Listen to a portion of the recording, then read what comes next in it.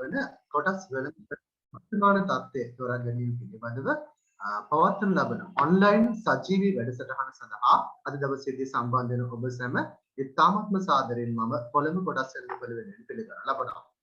අතරම කොටස් වෙළඳපොලේ සාර්ථක ආජීවක ලෙස කටයුතු කරන ඔබ ගොඩක් වෙලාවට කොටස් වෙළඳපොලේ කොටස් තෝරා ගැනීමට යෑමේදී සහ කොටස් විකිණීමේදී ගොඩක් වෙලාවට අපිට කොටස් වෙළඳපොලේ වර්තමාන තත්ත්වය පිළිබඳව යම් අවබෝධයක් තිබෙනවා නම් පැහැදිලි අවබෝධයක් තිබෙනවා නම් වඩාත් හොඳින් එම කොටස් තෝරා ගැනීම සහ විකිණීම නිවැරදි අවස්ථාවේදී සිදු කිරීමට හැකියාව ලැබෙනවා. ඉතින් ඒ වෙනුවෙන් ඔබට අවශ්‍ය කරන දැනුම ලබා දීම කොළඹ කොටස් වෙළඳපොළ හැටියට අපේ වගකීමක් වඩපත් වෙනවා. එනිසා වෙන් අපි මේ වැඩසටහන සංවිධානය කරන්නේ ඔබට එම තොරතුරු වලින් යාවත් කාලින කරමින් සාර්ථක ආජීවක ලෙස කොටස් වෙළඳපොලේ කටයුතු කරන්නේ. ඉතින් ඒ වෙනුවෙන් අද දවසේ අපි සුපුරුදු ලෙස සම්පත්තායකත්වයේ ලබා ගන්නේ සොෆ්ට්ලොජික් තරවකාර ආයතනය හරහා. සොෆ්ට්ලොජික් තරවකාර ආයතනය ඔබ දන්නවා අපි කලින් වැඩසටහනවත් අපිට මේ සහාය ලබා දෙමින් ඔබ වෙනුවෙන් අවශ්‍ය කරන නිවැරදි තොරතුරු ලබා දෙන කොටස් වෙළඳපොලේ වර්තමාන තත්ත්වය අනාගත පුරවකථනයන් එක්ක අතීත පුරවකථනයන් හරහා ලබා දෙන්න උදව් වුණා. ඉතින් අද දවසේදී වැඩසටහන සඳහා සම්බන්ධ වෙන්නේ සොෆ්ට්ලොජික් තරවකාර ආයතනයේ පරීක්ෂණාංශයේ සහකාර කළමනාකරු රෙනාල් වික්‍රමරත්න මහත්මයා ඉතාමත්ම ගෞරවයෙන් ඉක්මව වැඩසටහන සඳහා පිළිගන්න ලබනවා. ඒ වගේම සොෆ්ට්ලොජික් තරවකාර සමාගමේ අලව්‍යංශයේ ප්‍රධානී රැඩ්ලිකර්න් මහත්මයාත් අපේ වැඩසටහන සමග සම්බන්ධ වෙනවා. එතමත් ඉතාමත්ම සාදරයෙන් අපි වැඩසටහන සඳහා පිළිගන්න ලබනවා. ඒ අනුව මම ඉතාමත්ම ගෞරවයෙන් ආරාධනා කරනවා සොෆ්ට්ලොජික් තරවකාර සමාගමේ පරීක්ෂණාංශයේ සහකාර කළමනාකරු රෙනාල් වික්‍රමරත්න මහත්මයාට වැඩසටහන ඉදිරිපත් කරන ලෙස. රෙනාල්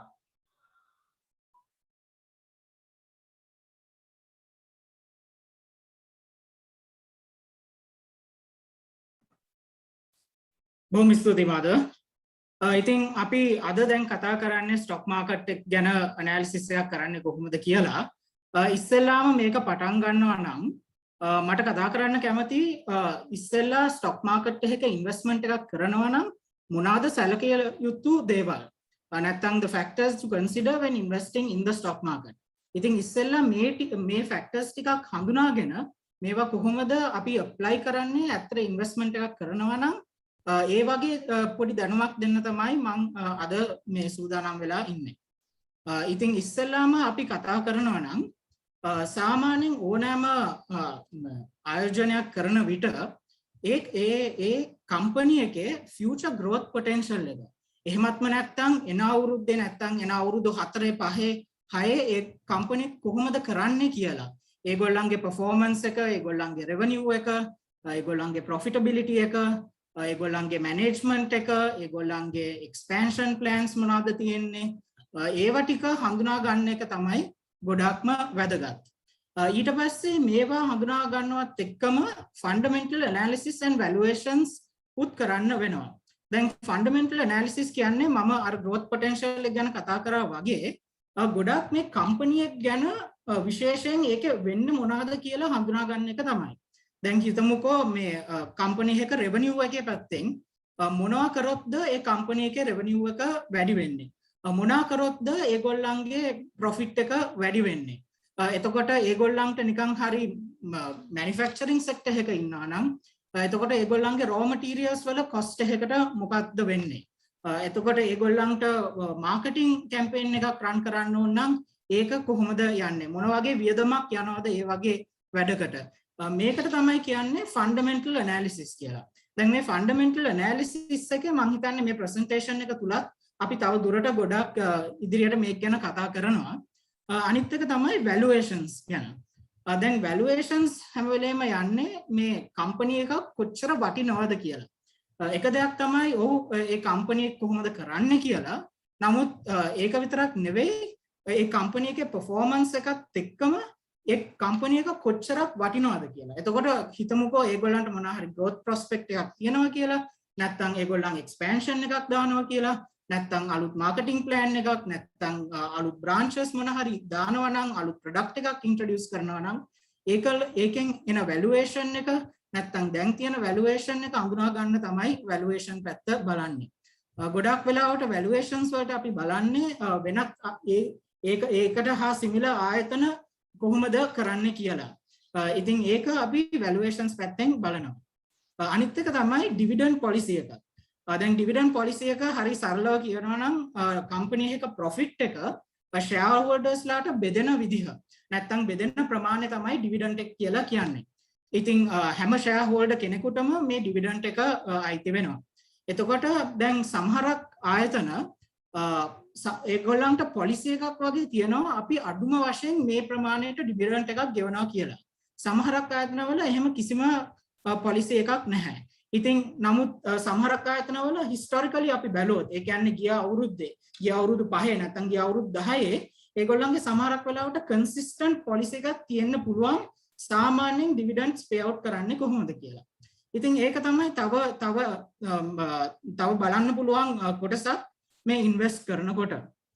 හතරවෙනි එක තමයි ගියරින් රේෂියෝ එක. එහෙම නැත්නම් සරලව කියනවා නම් මේක කම්පැනි එකක් කොච්චර ඩෙට් අරගෙන තියනවාද කියලා. දැන් මේක අවශ්‍ය වන්නේ ඩෙට් නරක දෙයක් නෙවෙයි. ඩෙට් ඇත්තට හොඳ දෙයක් වෙන්නත් පුළුවන්. ඒක පාවිච්චි කරන දේ අනුව. ඒකෙන් මම කියන්නේ නම් සමහරක් වෙලාවට කම්පැනි එකක් CapEx expenses කරන්න පුළුවන්. ඒ කියන්නේ capacity expansions. එහෙමත්ම නැත්නම් අලුත් ෆැක්ටරි එකක් දානවා. නැත්නම් ෆැක්ටරි එක අලුත් ලයින් එකක් දානවා. එහෙමත්ම නැත්නම් අලුත් ප්‍රොඩක්ට් එකක් ඩෙවලොප් කරනවා. මේ වගේ දේවල් වලට අපිට හැම වෙලේම මේ කෑෂ් එක්ස්පෙන්ස් එකක් යනවා මේ එක්ස්පැන්ෂන්ස් වලට. ඉතින් මේවා ඩෙට් හරහා කරනවද නැත්නම් මේවා තියෙන ප්‍රොෆිට්ස් වල කරනවද නැත්නම් නිකන් හරි බිස්නස් එකේ ප්‍රශ්නයක් තිබිලා ඊට පස්සේ බොරෝ කරනවද නිකන් බිස්නස් එක විතරක් රන් කරන්න රෝ මටීරියල්ස් ගන්නත් බොරෝ කරනවද මේවා ඔක්කොම ෆැක්ටර් වෙනවා කම්පැනි එකේ ඩෙට් එක ගැන බලනකොට. අනිත් එක තමයි කම්පැනි එකේ cash reserves and future capex plans. දැන් මම හිතන්නේ මේක අර gearing ratio එක ගැන කතා කරනකොට පොඩ්ඩක් address වුණා. හැබැයි මෙතන සිදුවෙන්නේ කම්පැනි එකට ගොඩාක් cash reserves තියෙනවා නම් දේවල් කීපයක් වෙන්න පුළුවන්. එකක් තමයි ඒගොල්ලන් dividend එකක් pay out කරන්න පුළුවන්. අනිත් එක තමයි ඒගොල්ලන්ට expand කරන්න පුළුවන්. දැන් අපි කියනවා organic උයි inorganic expansion කියලා දෙකක් තියෙනවා. organic expansion කියන්නේ කම්පැනි එකක් ඒගොල්ලන්ගේම ප්‍රොඩක්ට් එකක් නැත්නම් ඒගොල්ලන්ගේ සාමාන්‍ය බිස්නස් එක දියුණු කිරීමේ පිළිවෙලක්. inorganic expansion කියන්නේ එක්කෝ ඒගොල්ලන්ගේ කම්පිටිටර් කෙනෙක්ව ගන්නවා නැත්නම් වෙන අලුත් ප්‍රොඩක්ට් එකක් ගේනවා නැත්නම් වෙන මාකට් එකකට යනවා. මේක තමයි inorganic expansion කියන්නේ. මේ දෙකටම අනිවාර්යෙන් අවශ්‍ය වෙනවා මේ බජට් එක. and future capex plans කියලා කියනකොට අපි තේරුම් ගන්න ඕනේ මේ කම්පැනිස් වලට ඉස්සරහට කොහොමද මේ plans නැත්නම් මේ expansions finance කරන්න කියලා. මේ මම කිව්වා වගේ ඒ expansions වලට අනිවාර්යෙන් එක්කෝ internally generate කරන්න ඕනේ profit වලින් cash එක. එහෙමත්ම නැත්නම් ඒගොල්ලන්ට borrow කරන්න සිදු වෙනවා. ඔය දැන් borrow කරන එකෙන් උත් ඊට පස්සේ මේකෙන් විශේෂ point එකක් තමයි දැන් future project එකකට borrow කරොත් ඒ කියන්නේ අපි එන quarters වල හැම මාසෙම ඇත්තට payment එකක් තියෙයි interest payments. ඉතින් ඒ නිසා අර ගොඩක් borrow කරනවා නම් expansion වලට ඒ interest payments වල impact එකක් තියෙනවා. විශේෂයෙන්ම මම දන්නවා rates ගැන ගොඩක් කතා වෙනවා මේ දවස් ටිකේ market එකේ. rates එහෙමත් fluctuate වෙනකොට මේවා වල ඔක්කොම impact එකක් එනවා. නමුත් fundamental basis එක වෙන්නේ සාමාන්‍යයෙන් කම්පැනි එකක් capex incur කරනවා නම් නැත්නම් සාමාන්‍යයෙන් කම්පැනි එකක් expand කරනවා නම් ඒක සාමාන්‍යයෙන් හොඳ දෙයක් ඒ කම්පැනි එකට. නැත්නම් ඒක සාමාන්‍යයෙන් අර ඉන්ඩස්ට්‍රි එකේ මොනවා හරි හොඳ opportunity එකක් තියෙනවා නම් එහෙමත් නැත්නම් කම්පැනි එක improve කරන්න තියෙනවා නම් තමයි companies මේකට යන්නේ. ඒ නිසා මේක long term බලනවා නම් මේක හරි හොඳ දියුණු වීමක්. ඉතින් අනිත් factor එක තමයි external factors that affect the revenue and the costs. ඉතින් external factors ගැන කතා කරනවා නම් හොඳ උදාහරණයක් තමයි මේ අපේ මේ LKR එක නැත්නම් ශ්‍රී ලංකන් රුපිය එක depreciate වෙන විදිහයි ඊට සාපේක්ෂව US ඩොලර් එක appreciate වෙන විදිහ. දැන් සමහර companies ඒගොල්ලන්ගේ revenue එක bulk ප්‍රමාණයක් නැත්නම් වැඩිපුර ප්‍රමාණයක් තියෙන්නේ US dollars වලින්. හිතමුකෝ 80%ක් තියෙන්නේ US dollars වලින්. අපිට නිකන් හරි කියමුකෝ US ඩොලර් එක උඩට යන විදිහක් තමයි අපිට පේන්නේ. ඒ වගේ environment එකකදී අනිවාර්යෙන් ඒ කම්පැනි එකේ revenue එකත් improve වෙන්න පුළුවන් output එක same වුණාට. ඒ වගේම industries වල price increases වෙනවා. විවිධ වෙනස්කම් වෙනවා මේ revenue එකටයි cost එකටයි බලපාන ආකාරයට. cost එක තව බලපාන ආකාරයක් තමයි මම කිව්වා වගේ අර marketing budgets significantly improve කරවන්න ඕන නම් නැත්නම් ඒ වගේම සමහරක් manufacturing companies වලට raw material prices වල වැඩිවීමක් තියෙනවා නම් වෙන මොන හරි supply shocks තියෙනවා නම් ඒවා ඔක්කොම මේ revenue and cost මේ factors වලට බලපාන දේවල්. තව දෙයක් තමයි ඕන එක්කෙනෙක් investment එකක් ගැන හිතනකොට එයා investment එකක් දාන time period එක හැම වෙලේම බලන්න ඕනේ. දැන් මම මේ කියන හේතුව තමයි සමහරක් වෙලාවට එක්කෙනෙක් recommend කරන stock එකක් long term stock එකක් වෙන්න පුළුවන්. long term stock එකක් වෙනවා නම් අදුම ගානේ අවුරුද්දක් දෙකක් විතර hold කරලා තමයි ඒකේ වටිනාකම දැනගන්න පුළුවන් වෙන්නේ. නමුත් සමහරක් investors ලාට මේ වගේ කාලයක් ඒගොල්ලන්ගේ මේ investment එක කැප කරන්න බෑ. ඒ නිසා සමහරක් මිනිස්සුන්ට මේක අඩුම ගානේ හිතමුකෝ අවුරුදු මාස 6ක් හරි මාස 3ක් හරි මාස 12ක් හරි මේ වගේ මොන හරි කාල සීමාවක් තියෙනවා නම් එතකොටත් තමන් දාන ඉන්වෙස්ට්මන්ට් එක අනිවාර්යෙන් වෙනස් වෙනවා තමන්ගේ අවශ්‍යතාවය අනුව. ඉතින් ටයිම් හොරයිසන් එකත් ඉතාම වැදගත් දෙයක් ඉන්වෙස්ට්මන්ට්ස් දිහා බලනකොට. අනිත් පොයින්ට් එක තමයි alternative investment options. දැන් මේකෙන් කියන්නේ වෙන එක ස්ටොක් එකයි වෙන තව ස්ටොක් එකක් අතර තියෙන වෙනස නෙවෙයි. මේකේ සරල උදාහරණයක් හැටියට අපි ගන්න පුළුවන් ෆික්ස් ඩිපොසිට් රේට් එක. දැන් සාමාන්‍යයෙන් ගොඩක් කට්ටිය කරන්නේ දැන් ඒගොල්ලන්ගේ සේවිංස් නැත්තම් ඒගොල්ලන් කලෙක්ට් කරලා තියෙන accumulate කරලා තියෙන wealth එක ෆික්ස් ඩිපොසිට් එකක දාන එක තමයි දැන් ලංකාවේ සාමාන්‍ය ට්‍රෙන්ඩ් එක. නමුත් මේවා හැම වෙලේම කම්පෙයාර් කරන්න ඕනේ ඒ හම්බ වෙන රිටර්න් එකයි ස්ටොක් මාකට් එකේ හම්බ කරන්න පුළුවන් රිටර්න් එකයි අතර හැම වෙලේම කම්පෙයාර් කරලා බලන්න ඕනේ. මේක ෆික්ස් ඩිපොසිට් විතරක් නෙවෙයි සමහරක් අය කමෝඩිටිස් වල දානවා හරියට gold වගේ assets ගන්නවා සමහරක් කට්ටිය land ගන්නවා ඒ වගේ වෙනත් ඉන්ස්ට්‍රුමන්ට්ස් තියෙනවා මේ අපේ සේවිංස් හරි අපේ ඉන්වෙස්ට්මන්ට්ස් දාන. දැන් හැම වෙලේම දැන් ස්ටොක් මාකට් එක යන්න පුළුවන් නැත්නම් ඉන්ට්‍රස්ට් රේට්ස් අඩු වැඩි වෙන්න පුළුවන් මේ ඔක්කොම changes වෙන අතර මේ changes වෙනකොට හැම වෙලේම අපිට කම්පෙයාර් කරලා බලන්න ඕනේ මොනවාද හොඳ කියලා. හැබැයි මොනවා වුණත් හැම වෙලේම බැලන්ස් කරලා හැම තැනම ටිකක් තියාගන්න එක තමයි සාමාන්‍යයෙන් ෆයිනෑන්ෂල් ඇඩ්වයිසර් කෙනෙක් හැටියට අපි කියා දෙන්නේ. අනිත් එක තමයි රටේ ඉකොනොමික් අවුට්ලුක් එක. දැන් මේක මම හිතන්නේ හැමෝම එකපාරටම ඉකොනොමික් අවුට්ලුක් එක කියනකොට මේ ඩෙට් කතාව ගැන කියනවා. නමුත් ඒක විතරක් නෙවෙයි මම හිතන්නේ හොඳ උදාහරණයක් තමයි මේ කොවිඩ් පළමුවෙනි රැල්ල මේ මාකට් එකට එනකොට. දැන් මම හිතන්නේ මම මේක පස්සෙත් ස්ලයිඩ් එකේ කතා කරන්නම්. හැබැයි එතකොට එක දෙයක් තමයි අපි දැක්කේ එතකොට sentiment එක හොඳටම බැස්සා.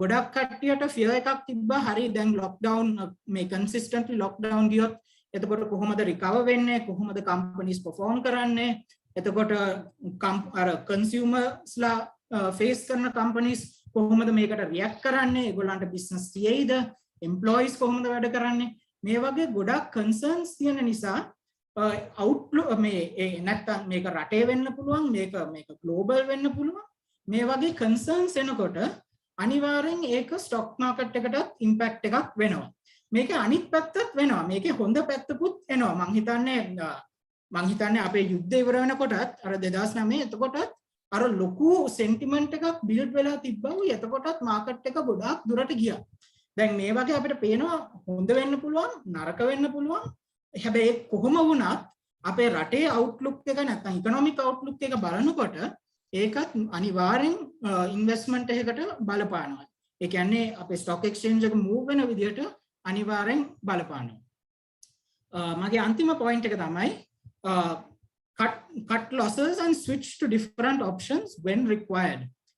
දැන් මේක තමයි තව දෙයක් invest කරනකොට ගොඩක් කට්ටිය සමහරක් වෙලාවට invest කරනකොට මේ fundamental කතාවත් අහලා සමහරක් වෙලාවට බය වෙලා සමහරක් වෙලාවට විවිධ වෙන වෙන හේතු නිසා සමහරක් වෙලාවට market එක follow කරන්නේ නැතු නිසා සමහරක් වෙලාවට එක stock එකක් අරන් ගොඩාක් දුරට අල්ලගෙන ඉන්නවා.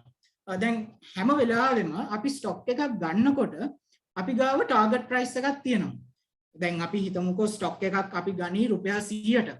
දැන් මට හිතා ගන්න පුළුවන් හරි මම මේක රුපියල් 100ට ගත්තොත් මම 120ට මම මේක dispose කරලා දානවා කියලා. නමුත් හිතමුකෝ 120ට ආව කියලා. එතකොටත් මට ආයිත් evaluate කරලා බලන්න ඕනේ මේ දැන් 120 කියන්නේ හොඳ ගාණක්ද? මේකට තව growth potential එකක් තියනවාද? මේක නැත්තම් මේ හරි correctly priced වෙලා තියනවාද? මට දැන් වෙන stock එකකට move කරන්න ඕනේද? මේ ඒ decision එක ඒ අර constantly අර නැවත ආයිත් ඔයාගේ market එක දිහා ඔයාගේ portfolio එක දිහා ඔයාගේ investments දිහා බලලා ඒව හැම මොහොතෙම හිතන එක ඒකත් හරිම හොඳ පුරුද්දක්. නමුත් හැබැයි මේකේ අනිත් පැත්ත තමයි හැම නිකන් එක දවසක් market එක වැටුණා කියලා නැත්නම් දවස් දෙකක් market එක වැටුණා කියලා බය වෙලා shares විකුණන්නත් හොඳ නැහැ. හැම වෙලේම ඔයාට තියෙන්න ඕනේ fundamental reason එකක් ඔයා invest කරන උයි ඒකට backing එකක් තියෙනවා නම් උයි general market එකේ ප්‍රශ්නයක් නැත්නම් අනිත් කට්ටිය share එකක් විකුණුවා කියලා ඔයාටත් විකුණන්න ඕනේ නැහැ. මම හිතන්නේ මේකේ fundamental principle එක තමයි හැම sale එකකටම තව purchase එකක් තියෙනවා. ඉතින් අනිවාර්යෙන් හැමෝම එක විදිහකට මේක ගැන හිතන්නේ නැහැ. හැම මිනිහටම මේක ගැන වෙන අදහසක් තියෙනවා. ඉතින් ඒක හරිම වැදගත් මේ investment එකක් කරනකොට. ඉතින් අපි මේකෙන් තව පොඩ්ඩක් ඉස්සරහට යමු. ඉතින් එක දෙයක් තමයි මම හිතන්නේ ගොඩක් forums වල නැත්තම් ගොඩක් investment advisors නැත්තම් නිකන් online වත් read කරනවා නම් සාමාන්‍යයෙන් එහෙන දෙයක් තමයි market PER එක. දැන් මේ market PER එක කියන්නේ මොනවද? දැන් market PER එක කියන්නේ හිතමුකෝ share එක අවුරුදු 12ක earnings එක ඇවිල්ලා රුපියල් 10යි කියලා. උයි ඒකේ share price එක ඇවිල්ලා රුපියල් 100යි කියලා. දැන් ඒ company එකට 10 times PER එකක් තියෙනවා. earnings එක 10 ගුණයකට වැඩිය තමයි share එක trade කරන්නේ. දැන් මේක සාමාන්‍ය දෙයක් හැම company එකකටම. නමුත් industry එකට මේ ගාණ සාමාන්‍යයෙන් වෙනස් වෙනවා. ඒ නිසා සාමාන්‍යයෙන් ඔයගොල්ලන් investment එකක් දානකොට ඔව් අනිවාර්යෙන් compare කරන්න ඕනේ market PER එක මොකද්ද?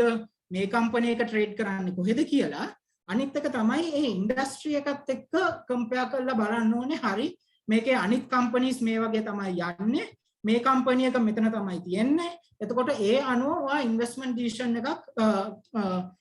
decision එකකට එන්න පුළුවන්. දැන් මේක මම උදාහරණයකට පෙන්නන්න හදන්නේ.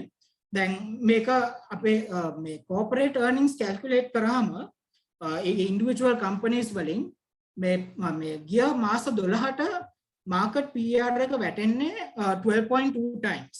උයි දැන් උදාහරණයකට මේ දීලා තියෙන companies ඔක්කොම අර 12.2 times වලට වඩා ගොඩක් අඩුවෙන් තමයි trade වෙන්නේ. දැන් සාමාන්‍යයෙන් අර market average එකට වඩා ගොඩක් අඩුවෙන් නම් trade වෙන්නේ අනිවාර්යෙන් එතන potential එකක් තියෙනවා. නමුත් අඩුවෙන් trade වුණා කියලා එක පාටම ඒ share ගිහිල්ලා ගන්න එපා. අනිවාර්යෙන් ඒ share ගැන පොඩ්ඩක් research කරන්න. බලන්න ඇයි මේ share එක මේ ගානට වැටලා තියෙන්නේ කියලා. මොනවා හරි external reason එකක් තියෙනවද?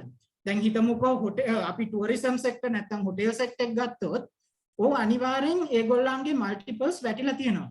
නමුත් ඒකට හොඳ හේතුවක් තියනත් එක්ක ඒ වැටලා තියෙන්නේ දැන් මේ දවස් ටිකේ tourism හොඳටම අඩු වෙලා ඒ නිසා ඒගොල්ලන්ගේ revenues profitabilities වැටිලා තියෙන්නේ.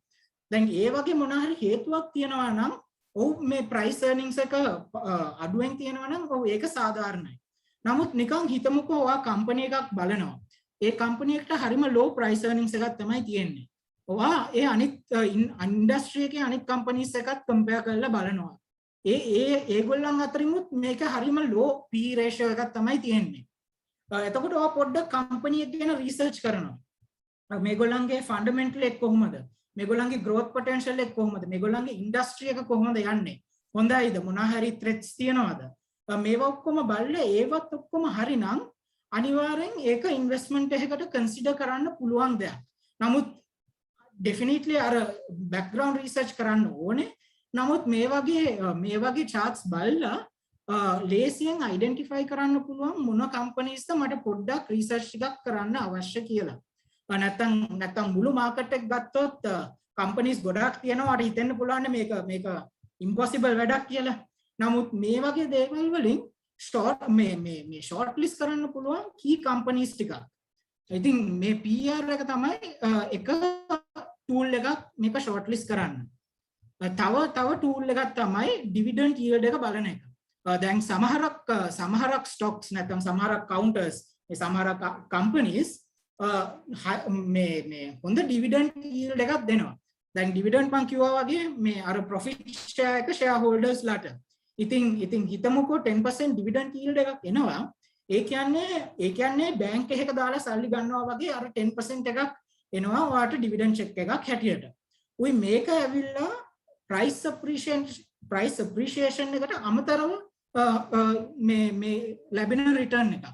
ඒ නිසා මම හිතන්නේ සාමාන්‍යයෙන් ඕගොල්ලන් research reports බලනවා නම් නැත්නම් මොන හරි industry professionals මේවා ගැන discussions දානවා නම් ගොඩක් වෙලාවට ඒගොල්ලන් share price upside එක බලනවා. ඒ කියන්නේ share price එක move වෙන්න පුළුවන් ප්‍රමාණය බලනවා. අනිත් එක තමයි dividend yield එක බලනවා. උයි මේ දෙක combine කරලා ඒගොල්ලන් total return එකක් දානවා investment එකකට. I think ඕන research report එකක් බලන්න ඕගොල්ලන්ගේ investment advisors ලා දාන නැත්නම් ඕගොල්ලන්ගේ research teams දාන ඒගොල්ලන්ගෙන් හැම වෙලේම මේ break up එක සාමාන්‍යයෙන් තියෙනවා. ඉතින් සමහරක් කට්ටියට කැමති මේ හොඳ revenues හොඳ stable companies වලින් dividend එකක් තියාගන්න. සමහරක් අය කැමති අර trading advantage එකක් ගන්න.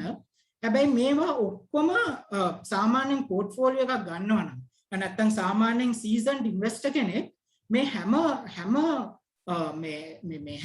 වෙන මේ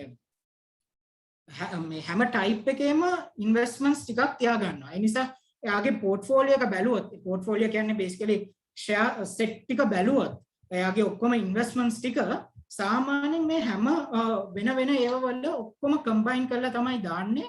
එතකොට risk එක අඩු කරන්න පුළුවන් ගොඩක් දුරට. ඉතින් මේක තමයි dividend yield එක. තව දෙයක් තමයි මට කතා කරන්න ඕනේ. මේක විශේෂයෙන් දැන් මාකට් එක පවතින තත්ත්වය නිසා කරන්න පුළුවන් දෙයක්. හැම වෙලේම අපිට කම්පෙයාර් කරන්න පුළුවන් ෂෙයා එකක් මූව් වෙලා තියෙන විදිහ ASPI එකට සාපේක්ෂව. දැන් ASPI එක ඔයගොල්ලන් දන්නවා ඇති හැම වෙලේම ඒක මාකට් එකේ මූව්මන්ට් එක පෙන්නන ගේජ් එකක්. දැන් අපි උදාහරණයකට දැන් මං සම්පත් බැංකුවේ ෂෙයා එක පොඩ්ඩක් දානවා මෙතන. දැන් මේක රෙකමෙන්ඩේෂන් එකක් නම් නෙවෙයි. මේක නිකන් උදාහරණයක් හැටියට තමයි මම මේක දාලා තියෙන්නේ. ඉතින් පොඩ්ඩක් උත්සාහ කරන්න මේකත් මේ ගැන පොඩි අදහසක් ගන්න. ඉතින් අපි කොවිඩ් වලට ඉස්සෙල්ලා බලනවා නම් 2019 නැත්නම් 2020 පටන් ගැනීමේදී මේ ෂෙයා ප්‍රයිස් එක රුපියල් 60 වගේ මට්ටමකට තමයි ට්‍රේඩ් වෙලා තියෙන්නේ. දැන් අනිවාර්යෙන් මේ ලොක්ඩවුන් පීරියඩ් එක තමයි මේ ස්ට්‍රේට් ලයින් දෙකක් වගේ තියෙන්නේ. ඒ ලොක්ඩවුන් පීරියඩ් එකේ ASPI එකයි මේ ෂෙයා ප්‍රයිස් එකයි දෙකම වැටුණා. ඒක සාමාන්‍ය දෙයක්. අර මාකට් එක ක්‍රෑෂ් වෙනකොට මේවත් සාමාන්‍යයෙන් උඩට පල්ලෙහාට යනවා. නමුත් පොඩ්ඩක් බලන්න දැන් මේ ගිය මාස 3-4-5 පීරියඩ් එකේ ෂෙයා ප්‍රයිස් එකට වෙලා තියෙන දේ පොඩ්ඩක් බලන්න. all share price index එක නැත්නම් ASPI එක උඩට ගියාට මේ ෂෙයා එක ෆ්ලැට් ලෙවල් එකක තමයි තියලා තියෙන්නේ. 50යි 55 අතර වගේ ලෙවල් එකක තමයි මේ ෂෙයා එක ඉඳලා තියෙන්නේ. ඉතින් අපි මේක පොඩ්ඩක් කම්පෙයාර් කරලා බැලුවොත් මේ කොවිඩ් වලට පෙර තිබුණ prices වගේ දැන් මේ ෂෙයා එක ට්‍රේඩ් වෙන්නේ දැන් pre covid price level එකට. හැබැයි මාකට් එක ප්‍රී කොවිඩ් ප්‍රයිස් ලෙවල් එකට වඩා 50% විතර වැඩි වෙලා තියෙනවා. ඉතින් මේ වගේ ඩිස්පැරිටිස් සාමාන්‍යයෙන් පේනකොට හොඳ දෙයක් තමයි මේ කම්පැනි එක ගැන ප්‍රශ්න පොඩ්ඩක් අහන්න. මේ කම්පැනි එක දැන් ඇඩ්ජස්ට් වෙලා නැති හේතුවක් තියනවාද? මොනාහරි මැනේජ්මන්ට් එකේ මොනාහරි වෙනසක් තියනවාද? නැත්නම් ඒගොල්ලන්ගේ අවුට්ලුක් එකේ මොනාහරි තියනවාද? දැන් හිතමුකෝ මේක බැංක් එකක්නේ. ඉතින් මොරටෝරියම්ස් හරි ඉම්පැක්ට් එකක් තියනවාද? මේ වගේ දේවල් හොයලා බලන්න ඕනේ. ඉතින් මේ වගේ දේවල් මොනාහරි නිකන් හරි නෙගටිව් ඉෆෙක්ට් එකක් තියෙනවා නම් අනිවාර්යෙන් ඒක සාධාරණයි. හැබැයි කිසිම නෙගටිව් ඉෆෙක්ට් එකක් නැත්නම් එහෙනම් අනිවාර්යෙන් බලන්න ඕනේ මේක සාධාරණයිද කියලාද නැත්නම් මේක ආයිත් උඩට යන්න ඉඩ තියනවාද කියලා. දැන් මේකත් අර මම ඊට ඉස්සෙල්ලා කිව්වා වගේ ටුවරිසම් සෙක්ටර් එක ගත්තොත් උඩ එච්චර කරෙක්ෂන් එකක් නැති වෙන එක සාධාරණයි. නමුත් වෙන සෙක්ටර් එකක් නම් නැත්නම් ඒ කම්පැනි එක හොඳයි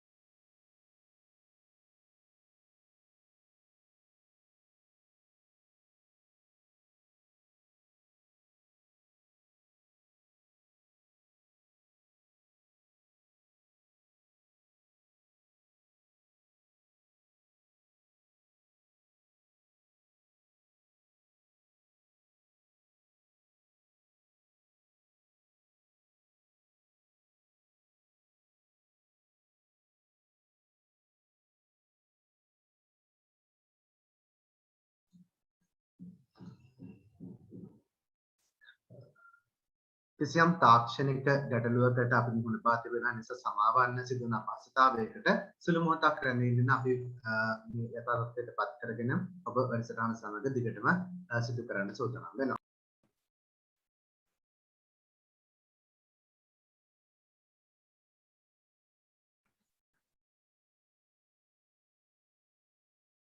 hello සමාවෙන්න මගේ පැත්තෙන් පොඩි කනෙක්ෂන් එකේ ප්‍රශ්නයක් තිබ්බා. විනාඩියක් දෙන්න මං ස්ක්‍රීන් එක ආයිත් ෂෙයා කරන්න.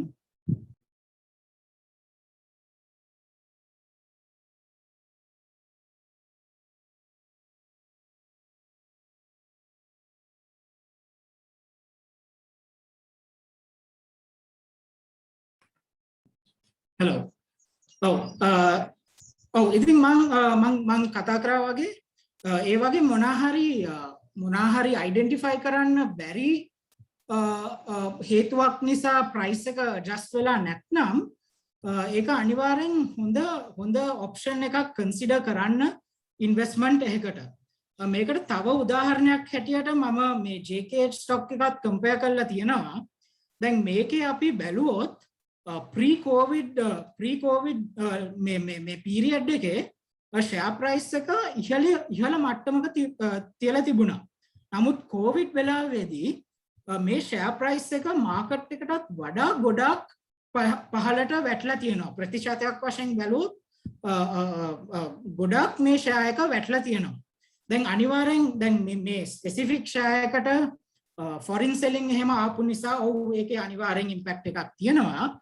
නමුත් මේ වගේ කම්පනීස් වලට growth potential එක පොඩ්ඩක් අයිඩෙන්ටිෆයි කරොත් ඔය අනිවාර්යෙන් මොනාහරි ප්‍රශ්න මේ serious issues මොනවත් නැත්නම් අනිවාර්යෙන් මේවා කන්සිඩර් කරන්න පුළුවන් දේවල්. ආයිත් පොඩ්ඩක් පැහැදිලි කරන්න මේ JKH සම්පත් බැංක් මේවා recommendations නෙවෙයි මේක buy හරි sell හරි hold හරි නෙවෙයි මම කියන්නේ recommendation එකක් හැටියට මම නිකන් මේක පෙන්වන්නේ උදාහරණයක් හැටියට වෙන ෂෙයා එකක්වත් කම්පෙයාර් කරනවා නම් අදහසක් ගන්න. ඒ නිසා අනිවාර්යෙන් ඉන්වෙස්ට්මන්ට් එකක් කරනවා නම් ඕගොල්ලන්ගේ ඉන්වෙස්ට්මන්ට් ඇඩ්වයිසර්ස් නැත්නම් ස්ටොක් බ්‍රෝකර්ස් ලට කතා කරලා ඒගොල්ලන්ගෙන් ඇඩ්වයිස් ටිකක් අරන් අනිවාර්යෙන් ඉන්වෙස්ට්මන්ට් එකක් දාන්න. නමුත් මේක නිකන් ඕගොල්ලන්ට තේරුම් ගන්නයි පැහැදිලි කිරීමක් හැටියට තමයි මේ කවුන්ටර්ස් දෙක පෙන්නලා තියෙන්නේ. ඉතින් දැන් මම මං යන්න හදන්නේ දැන් ස්ටොක් මාකට් එකේ මේ ගිය මාස ටිකත් එක්ක නැත්තම් ගිය අවුරුද්ද වගේ බලනකොට මොන වගේ ඒවා නිසාද ස්ටොක් මේ ASPI එක මූව් වුනේ කියලා හඳුනා ගන්න තමයි දැන් මගේ අරමුණ. දැන් එක දෙයක් තමයි ගොඩක් වෙලාවට කට්ටිය කියනවා හරි දැන් ASPI එක 9000ට ගිහිල්ලා තියෙනවා. ASPI එක 8000ට ගියා. ASPI එක 10000ට යයි 11000ට යයි. ওই ගොඩක් කට්ටිය සමහරක් වෙලාවට මේ නම්බරේ විතරක් නම්බරේ ගැන විතරක් හිතලා සමහරක් වෙලාවට බයක් දැනෙන්න පුළුවන්. නමුත් මේක මං හිතන්නේ මට උදාහරණයක් දෙන්න පුළුවන් නම් මේක හරියට ෂෙයා ප්‍රයිස් එකකට කම්පෙයාර් කරන්න පුළුවන්. දැන් මං ඔයාලට කිව්වොත් ෂෙයා එක ප්‍රයිස් එක රුපියල් 100යි කියලා. දැන් 100ක් කියන්නේ හොඳයිද හොඳ දෙයක්ද නැත්නම් නරක දෙයක්ද නැත්නම් මොනවාද කියලා ඒක එහෙම නිකන් ප්‍රයිස් එක මත තීරණය කරන්න බෑනේ. ඒක මොනවා හරි කම්පැනි එක ගැන දැනගෙන ඉන්න ඕනේ. හිතමුකෝ දැන් මං කිව්වොත් හරි කම්පැනි එක රුපියල් 50න් දැන් ෂෙයා ප්‍රයිස් එක රුපියල් 50 ඉඳන් 100ට උඩට ගිහිල්ලා තියෙනවා. දැන් කම්පැනි එක 100ට හොඳ දැන් 100ට සෙල් කරන්න ඕනේ. නැත්නම් 100ට තව බයි කරන්න ඕනේ. දැන් තාමත් ඔයාට තියෙන ඉන්ෆර්මේෂන් වලින් ඔයාට තියෙන ඉන්ෆර්මේෂන් එක ඇවිල්ලා ෂෙයා ප්‍රයිස් එක ගිහිලා තියෙනවා රුපියල් 50 ඉඳන් රුපියල් 100ට. කම්පැනි එක ගැන මොකද දන්නේ. දැන් මේ වගේ පොසිෂන් එකකදී තාමත් ඔයාට කියන්න බෑ මේක බයි කරන්නද සෙල් කරන්නද හෝල්ඩ් කරන්නද කියලා. ඉතින් දැන් මේ ASPI එකත් ඒ වගේ දෙයක් තමයි. නිකන් නම්බර් එකක් විතරක් බලලා බයිද සෙල්ද හෝල්ඩ්ද තීරණය කරන්න බෑ. ඒ නිසා තමයි මම පොඩ්ඩක් කම්පෙයාර් කරලා තියෙන්නේ අර මේ ඉන්ඩිවිජුවල් ස්ටොක් එකක් වගේම මේකේ මාකට් මල්ටිපල් එකත් එක්ක කම්පෙයාර් කරලා තියෙන්නේ. දැන් බැලුවොත් මාකට් එකේ PER එක 11.4 times. අපි pre covid level එක බැලුවොත් ඒක 13.2 times. අපි අර ජනවාරි මාසේ රන් එකේ peak වෙලාවේදී බැලුවොත් ඒක 14.4 times. ඉතින් එක්කෙනෙක්ට අහන්න පුළුවන් නේ මාකට් එක 14.4 times තියෙද්දී හිතමුකෝ 9000 වලට ගියා කියලා නැත්නම් චුට්ටක් අඩුවෙන් ගියා කියලා. දැන් 9000 පැනලත් ඇයි මල්ටිපල් එක අඩුයි කියලා. දැන් මේ මල්ටිපල් එක වෙනස් වෙන්නේ හැම වෙලේම earnings එක නිසා හැම වෙලේම එන quarterly earnings නිසා තමයි. දැන් earnings එක වැඩි වෙන්න මේ මල්ටිපල් එක අඩු වෙනවා. ඒකට උදාහරණයක් මම කිව්වොත් දැන් හිතමුකෝ ෂෙයා ප්‍රයිස් එක කම්පැනි එක රුපියල් 100යි. ඒකේ earnings ඇවිල්ලා ෂෙයා එකට රුපියල් 10යි.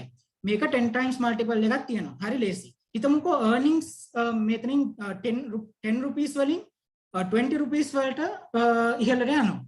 දැන් earnings එක ඇවිල්ලා 5 times. ඉතින් ෂෙයා එක උඩට ගිහිල්ලා තියෙනවා තමයි. නමුත් earnings උඩට ගිහිල්ලා තියෙන නිසා ඒ මල්ටිපල් එක පල්ලෙහාට එනවා. දැන් හිතමුකෝ මේ උදාහරණයම මේ per share earnings එක රුපියල් 10න් රුපියල් 20ට ගියා කියලා. නමුත් කම්පැනි එකේ share price එක රුපියල් 100න් රුපියල් 150ටයි ගිහිල්ලා තියෙන්නේ. දැන් 150ට මේ price එක වැඩි වුණාට තාම multiple එක trade වෙන්නේ රුපියල් 20ට earnings එක වැඩි වුණොත් තාම multiple එක රුපියල් 100ට වඩා අඩුවෙන් තමයි තියෙන්නේ. දැන් මේ වගේ condition එකක් තමයි අපේ market එකේ තියෙන්නේ. මේ ASPI එක වැඩි වුණාට තාමත් අර earnings multiple එක comparatively low තැනක තමයි තියෙන්නේ. නමුත් මෙහෙම අපි මේ වගේ identify කරාට ඒ earnings multiple එක විතරක් උත් බලන්න බෑ. අනිත් factors උත් අනිවාර්යෙන් consider කරන්න ඕනේ. උයි අනිත් එක තමයි මෙතන psychological element එකක් තියෙනවා. නැත්තම් පොඩි mental aspect එකක් තියෙනවා මේ investments වල. ඒ සමහරක් කට්ටිය හැම වෙලේම හිතනවා හරි දැන් market එක හොඳයි මම invest කරනවා 9000 හරි 10000 හරි 11000 වෙනකොට මම exit වෙනවා. ඉතින් ඒ වගේ conditions තියෙනකොට සමහරක් වෙලාවට අපි market එක analyze කරනකොට අපිටත් පේනවා ඒ වගේ key milestones වලට එනකොට හිතමුකෝ 7500 milestone එකකට එනකොට නැත්නම් 9000 milestone එකකට එනකොට නැත්නම් 8000 milestone එකකට එනකොට සමහරක් වෙලාවට අර ඒ මතය නැත්තම් ඒ මෙන්ටැලිටි එකට සමහරක් වෙලාවට එනවා හරි මේක හොඳ වෙලාවක් බයි කරන්න හරි සෙල් කරන්න හරි හෝල්ඩ් කරන්න. ඉතින් හැම වෙලේම මල්ටිපල් එකත් එක්කම මේ සෙන්ටිමන්ට් එකත් හරි අත්‍යවශ්‍ය දෙයක් මේ ඉන්වෙස්ට්මන්ට් එකක් ඇනලයිස් කරනකොට. හැබැයි ඒ මල්ටිපල් එක විතරක් නෙවෙයි මම දැන් පොඩ්ඩක් කියන්නම් ඕගොල්ලන්ට කොහොමද මේ පොඩි දේවල් වලින්ුත් මේ ෂෙයා ප්‍රයිසස් ගොඩක් ඇඩ්ජස්ට් වෙන්නේ කියලා.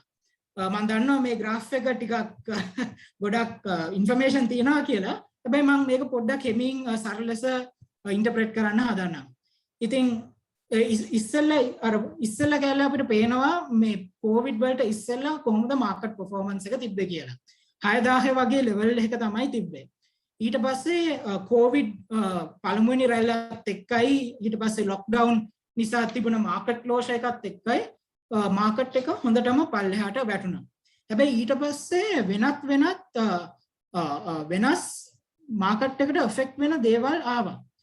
දැන් එක දෙයක් තමයි ඉන්ට්‍රස්ට් රේට්ස්. මම හිතන්නේ මම මේක මීට ඉස්සෙල්ලත් කිව්වා හැම වෙලෙම ඉන්වෙස්ට්මන්ට් එකක් කම්පෙයාර් කරන්න ඕනේ කියලා. මේ ඉන්ට්‍රස්ට් රේට්ස් ගොඩක් පල්ලෙහාට ආපු නිසා එතකොට ආයෙත් ගොඩක් ඉන්වෙස්ටර්ස්ලා ගොඩක් ෆන්ඩ්ස් ගොඩක් ඉන්ස්ටිටියුෂන්ස් ඔක්කොම ඒගොල්ලන්ගේ ඉන්වෙස්ට්මන්ට්ස් ටික ස්ටොක් මාකට් එකට ගෙනාවා. එකක් තමයි ඒගොල්ලන් දැක්කා ස්ටොක් මාකට් එක ගොඩක් දුරට පල්ලෙහාට ආවා කියලා. අනිත් එක තමයි කොහොමත් බැංකු වලින් නැත්තම් අනිත් ඉන්වෙස්ට්මන්ට්ස් වලින් හම්බ වෙන රේට් එක හරිම ලෝ නම් එතකොට අනිවාර්යෙන් ස්ටොක් මාකට් එකේ ඉන්ට්‍රස්ට් එකක් ජෙනරේට් වෙනවා. ඒ මේකෙන් හම්බ කරන්න පුළුවන් රිටර්න්ස් අරකට සාපේක්ෂව වැඩි වෙන නිසා. දැන් ඉතින් මේ රේට් කට් එක දෙයක් මාකට් එක උඩට යන්නයි ගොඩක් accounts create කරන එකට. දැන් අපි දැක්කා මං හිතන්නේ ගොඩක් කතා වෙලත් ඇති දැන් මේ ගිය අවුරුදු එකමාර විතර තිස්සේ ගොඩක් රීටේලර්ස්ලා මාකට් එකට ආවා. ගොඩක් ඔන්ලයින් ට්‍රේඩින් තිබ්බා. ඒගොල්ලන් ඔක්කොම මාකට් එකට ආවා. ඉතින් ඒකටත් එක හේතුවක් වන්නේ මේ ලෝ ඉන්ට්‍රස්ට් රේට්ස් තියෙන එක තමයි. දැන් මේ ඉන්ට්‍රස්ට් රේට්ස් එක රේට් එක විතරක් නොවේ හැම වෙලේම මේ කම්පෙයාර් කරන්න ඕනේ රටේ තියෙන ඉන්ෆ්ලේෂන් එකත් එක්ක. දැන් හිතමුකෝ ඉස්සෙල්ලා තිබුණ කාලෙදී ෆික්ස් ඩිපොසිට් එකක් 4.5% 5% වගේ මේ රේට් එකකට යනකොට අපි අනිත් පැත්තෙන් දැක්ක ඉන්ෆ්ලේෂන් නම්බර්ස් ඒ වගේ සමාන මට්ටමක තිබුණා. දැන් ඉන්ෆ්ලේෂන් අපි බැලුවොත් NCPI එක 6.7% දක්වා ඉහළ ගිහිල්ලා තියෙනවා. ඉතින් ඔයා බැංකුවකින් 5% ගන්නවා නම් උයි ඉන්ෆ්ලේෂන් 6.7% ලෙවල් එකක තියෙනවා නම් ඇත්තට ඔයා බලනවා නම් ඔයාගේ සල්ලි වල වටිනාකම අඩු වෙලා තියෙනවා. ඒකේ 2% විතර මේ කරන්සි එකේ වටිනාකම අඩු වෙලා තියෙනවා. ඇයි ඕගොල්ලන්ට අනිවාර්යෙන් ඉන්ට්‍රස්ට් එකක් හම්බ වෙලා තියෙනවා. නමුත් ඉන්ට්‍රස්ට් එකට වැඩිය බඩු මිල හරි නැත්තම් සාමාන්‍යයෙන් ඒ සල්ලිත් එක්ක කරන්න තියෙන වටිනාකම ඕවරෝල් අඩු වෙලා තියෙනවා. ඒ නිසා ඒකට සාමාන්‍යයෙන් කියන්නේ නෙගටිව් ඉන්ට්‍රස්ට් රේට් එන්වයරන්මන්ට් කියලා. නෙගටිව් ඉන්ට්‍රස්ට් රේට් කියලා කියන්නේ ඇයි ඒකේ net result එක නැත්තම් net impact එක ඇත්තට මේ තමන්ගේ ඉන්වෙස්ට්මන්ට් එක අඩු වෙන විදිහට තමයි තියෙන්නේ. දැන් මේ වගේ low interest rate තියෙනකොට තමයි අපි දැක්කේ ගොඩක් retailers ලයි අනිත් කට්ටියයි මේ මාකට් එකට ඇතුල් වුණේ. දැන් මේක වෙන ගමන්ුත් එක දෙයක් තමයි ගොඩක් foreign funds ඉවත් වුණා. දැන් මේ foreign funds ඉවත් වෙන එක ලංකාවේ විතරක් වෙච්ච දෙයක් නෙවෙයි. මේක අපි ඒෂියන් රීජන් එක ගත්තොත් සවුත් ඒෂියන් රීජන් එක ගත්තොත් එහෙමත්ම නැත්නම් ඉමර්ජින් මාකට් එක හරි ඩෙවලොපින් කන්ට්‍රීස් මේ මොන ක්‍රයිටීරියා එක බැලුවත් මේ ෆන්ඩ්ස් මේ ෆොරින් ෆන්ඩ්ස් මාකට්ස් වලින් එළියට ගියා ඒ කොවිඩ් නිසා ඒ පීරියඩ් එකේ.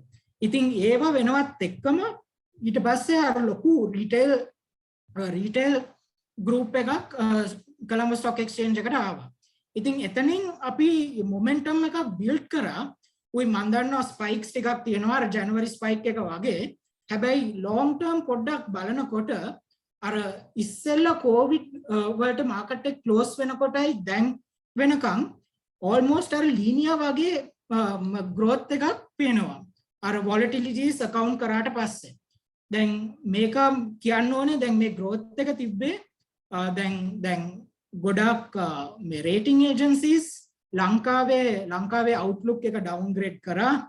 අපිට ඊට පස්සේ ගොඩක් කොවිඩ් නිසා සමහරක් බිස්නසස් ඉෆෙක්ට් වෙච්ච නිසා ඊට පස්සේ ගවර්න්මන්ට් පොලිසිස් පොඩ්ඩක් වෙනස් වුණා.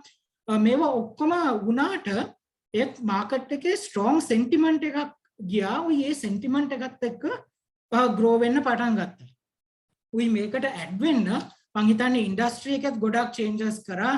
ගොඩක් රිසර්ච් ටීම්ස් උත් ගොඩක් ඉන්ෆර්මේෂන් දැම්මා මාකට් එකට. ඔන්ලයින් ට්‍රේඩින් ගොඩක් ක්ලයන්ට්ස්ලා පුරුදු වුණා. ඉතින් මේවා ඔක්කොමත් එක්කම මාකට් එක හොඳ රන් එකකට ගියා. නමුත් ඊට පස්සේ ඒ රන් එකකටත් පස්සේ අපි දැක්කා ගොඩක් මේ කන්සර්න්ස් ආව සෙන්ටිමන්ට් එකට. එකක් තමයි ගොඩක් කට්ටිය කන්සර්න් වුණා මාකට් එක උඩට ගිය ස්පීඩ් එක වැඩි කියලා. එහෙම නැත්නම් ඒක සාමාන්‍යයෙන් මේක ග්‍රැජුවල් ඉන්ක්‍රීස් එකක් තියෙන්න ඕනේ මාකට් එක. ගොඩාක් ඉක්මනට ගොඩාක් වේගෙන් මේක යනවා නම් ඒකත් පොඩි කන්සර්න් එකක් වුණා සමහරක් කට්ටියට. නමුත් ඒ වොලටිලිටි එකට account කරාටත් පස්සේ අපි ඊට පස්සේ දැක්කා ඒ පීරියඩ් එකේ මේ කන්ටිනියස් growth එක. ඒ කියන්නේ අර මේ COVID first wave එකේ ඉඳන් මේ කන්ටිනියස් growth trend එක ඊට පස්සේ කරගෙන ගියා. මං previous මේ slide එකේ mention කරා වගේ sentiment එකත් නිසා ගොඩක් වෙලාවට අර 9000 barrier ළඟට එනකොට 7500 barrier එක ළඟට එනකොට අර මේවල ඒ වගේම ආයිත් 8000 barrier වගේ තැන් වලට එනකොට අනිවාර්යෙන් temporary downsides තිබ්බා. නමුත් overall momentum එක fairly strong තිබ්බා මේ market එකේ. දැන් අනිත් ප්‍රශ්නය අනිත් සමහරක් වෙලාවට දාන්න පුළුවන් ප්‍රශ්නයක් තමයි හරි අපේ මේ කොලම්බස් ස්ටොක් එක්ස්චේන්ජ් එක මේ වගේ මොමන්ටම් එකකින් යනවා. නමුත් හරියට එක කම්පැනි එකක ෂෙයා එකක් කම්පෙයාර් කරනවා වගේ අපි මේක වෙනත් රටවල් වලත් එක්ක කම්පෙයාර් කරොත් අපි ඇත්තට මාකට් එක ඕවර් වැලියුද්ද නැත්නම් අන්ඩර් වැලියුද්ද? දැන් මේක හැම වෙලේම ටිකක් අමාරුයි. ඇයි හැම රටකම ගොඩක් වෙනස්කම් තියෙනවා. නමුත් අපි පොඩ්ඩක් ලංකාවත් එක්ක කම්පෙයාර් කරන්න පුළුවන් රටවල් ටිකක් ගත්තොත් හිතමුකෝ වියට්නාමය කියලා.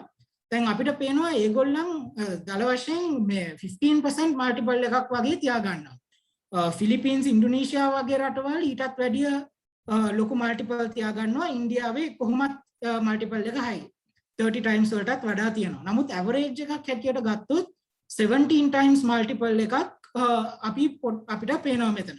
ඒකට සාපේක්ෂව ශ්‍රී ලංකාවේ දැන් අපි බැලුවොත් අපිට 11 to 12 times මල්ටිපල් එකක් තමයි දැන් තියෙන්නේ.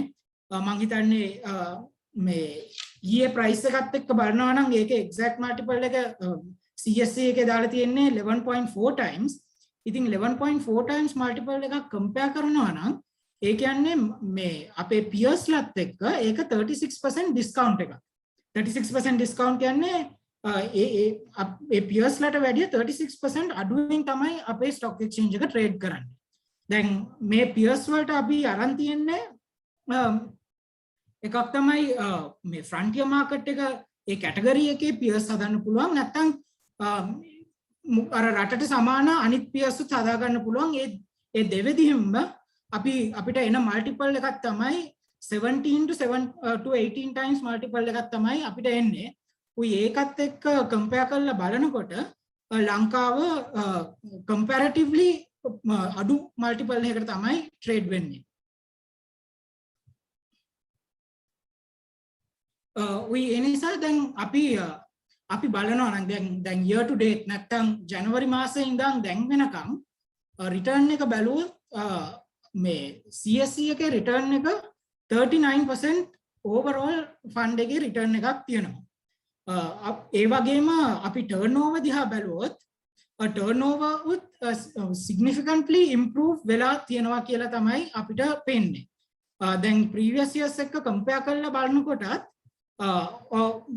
පේනවා මේ ASPI එක මේ ඉහළ යනවත් එක්කම market cap එකත් ඒ වගේම අප් වෙලා තියෙනවා.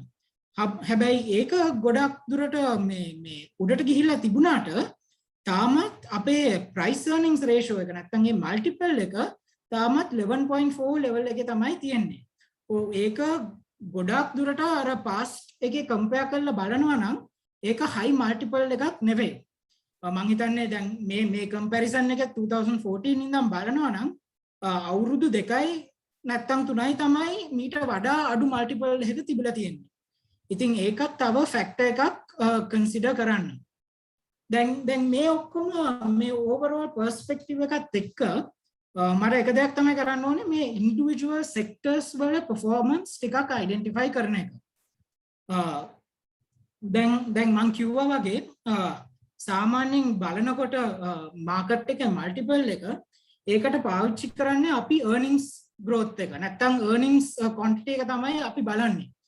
දැන් අපි මේ ගිය trailing 12 months නැත්නම් ගිය මාස 12යි නැත්නම් ගිය මේ 4 quarters වල earnings එක බැලුවොත් earnings එක අර 4 quarterly earnings එක 100% improve වෙලා තියෙනවා.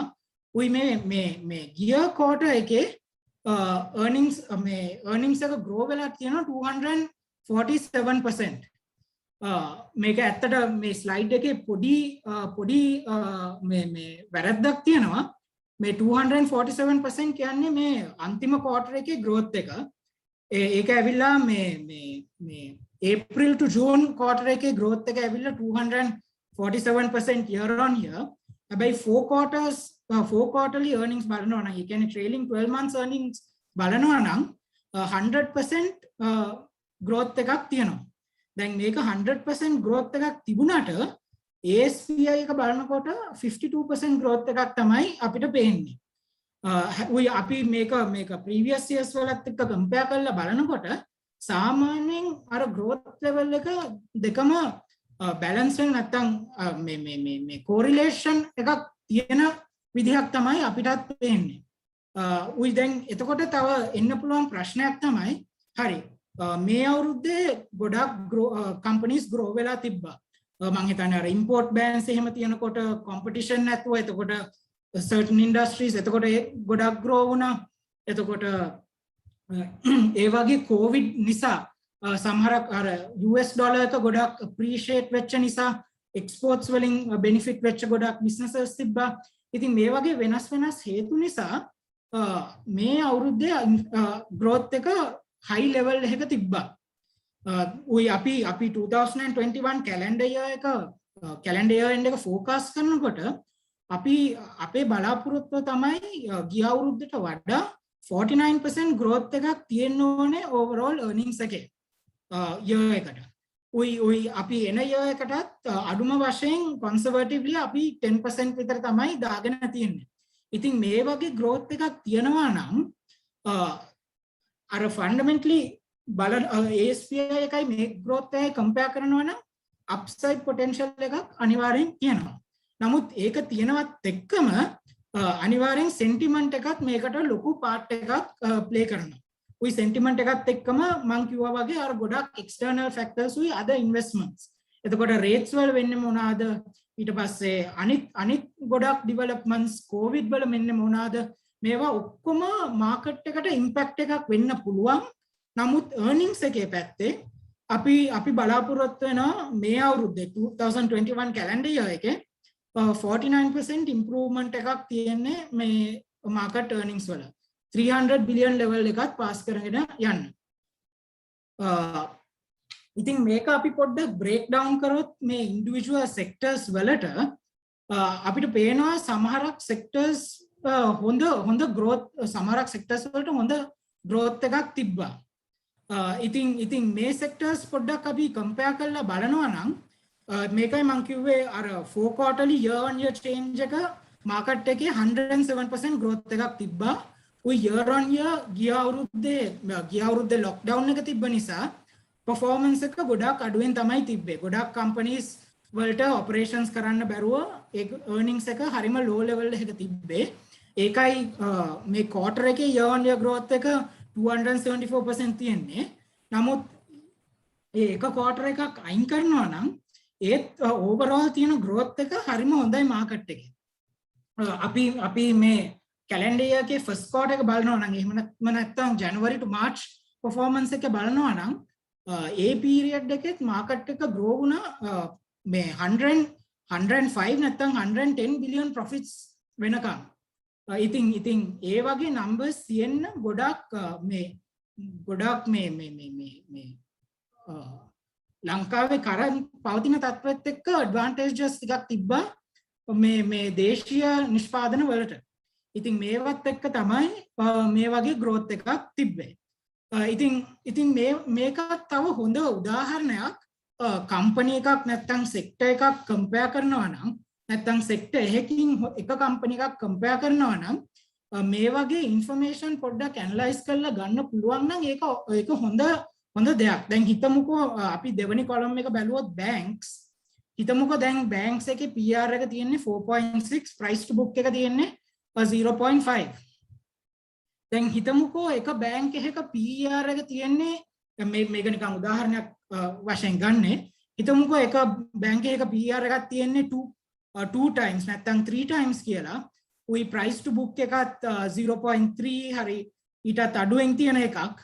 ඒ වුණාට හොඳ ROE එකක් තියලා හොඳට profits grow වෙනවා නම් හොඳ outlook එකක් තියෙනවා නම් අනිවාර්යෙන් එතකොට පොඩ්ඩක් හිතලා බලන්න ඕනේ හරි මේක හොඳ investment එකක්ද කියලා.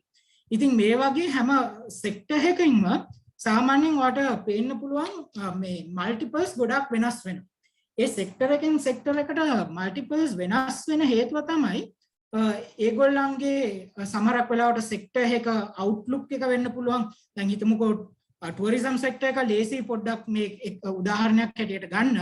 ඒ හිතමුකෝ tourism sector එකේ දැන් ආයිත් පල්ලෙහාට වැටලා තියෙන නිසා දැන් එතකොට දන්නවා හරි මෙතන තිබ්බට වඩා සමහරක් වෙලාවට අඩුවෙන් PE ratio එකක් තියෙන්න පුළුවන්.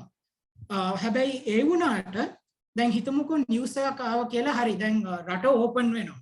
නැත්තම් ටුවරිසම් ආයිත් රටට එන්න පටන් ගන්නවා. නැත්තම් මොනවා හරි ඇග්‍රීමන්ට් එකක් තියෙනවා ලංකාවයි වෙනත් රටවල් වලයි ටුවරිස්ට්ලා ගේන්න. නැත්තම් හිතමුකෝ මේ විශේෂයෙන් හොටෙල් සෙක්ටර් එකෙන් හොටෙල් එකක් ක්වොරන්ටයින් සෙක්ටර් එකක් හැටියට භාවිතා වෙනවා නම් ඒ වගේ මොනවා හරි ඩෙවලොප්මන්ට්ස් වෙනවා නම් අනිවාර්යෙන් ෂෙයා ප්‍රයිස් එක අප්‍රීෂিয়েට් වෙන්න ගොඩක් ඉඩ තියෙනවා. ඉතින් හැම වෙලෙම හොඳයි පොඩ්ඩක් අදහසක් තියාගන්න හරි මේ සෙක්ටර් එක මොනවා වගේද? එතකොට සෙක්ටර් එකක් ඇතුලේ කම්පැනි එකක් කොහොමද perform වෙන්නේ? සෙක්ටර් එකේ growth performance එකයි කම්පැනි එක අර සෙක්ටර් එක තුල තියෙන growth expectation එකත් හොයාගන්න පුළුවන්.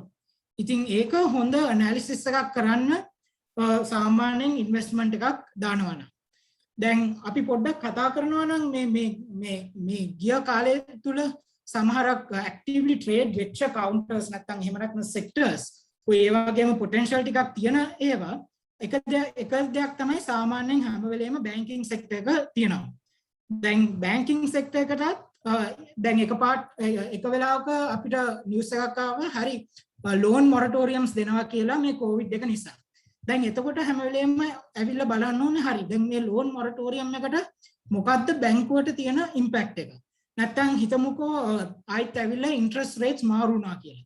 හරි දැන් මේ interest rates මාරු වීමත් එක්ක මොනවාද banking sector එකට තියෙන impact එක. ඉතින් හැම වෙලේම මේවා තමයි හොයලා බලන්න ඕනේ. දැන් material sector එක ගත්තොත් මේකත් ගොඩක් දුරට trade වෙච්ච sector එකක් හැටියට තිබ්බේ. දැන් material sector එකක් බලනවා නම් ඒගොල්ලන්ට prices increase කරන්න පුළුවන්ද? ඒගොල්ලන්ගේ raw material cost කොහොමද? raw material cost වැඩි වෙනවද? ඒක US dollars වලින්ද යන්නේ? ඒගොල්ලන්ට freight cost මොනවා හරි බලපානවද? ඒගොල්ලන්ගේ industry එකේ කොහොමද demand එක යන්නේ? සාමාන්‍යයෙන් economy එකක් එහෙම covid වගේ දෙයකට struggle වෙනවා නම් governments වලින් ඒගොල්ලන් expansion plans දෙනවා. නැත්නම් ඒගොල්ලන් ගොඩක් expenditure කරනවා ආයිත් economy එක පොඩ්ඩක් boost කළා වගේ ගන්න. දැන් මේ වගේ දේවල් කරනවා නම් මොන sectorsද මේ වලින් benefit වෙන්නේ?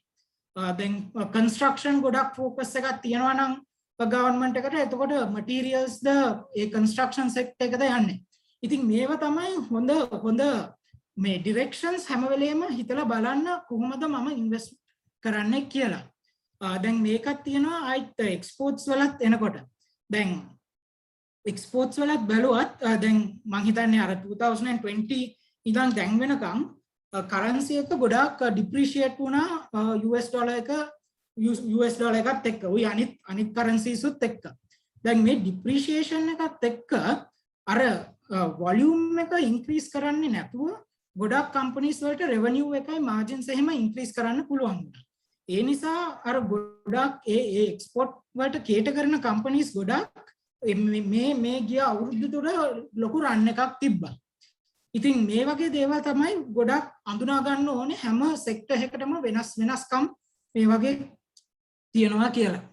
දැන් තව ඉන්ටරෙස්ටිං සෙක්ටර් එකක් තමයි leisure and consumer sector එක. මේක ඇත්තට සෙක්ටර්ස් දෙකක්.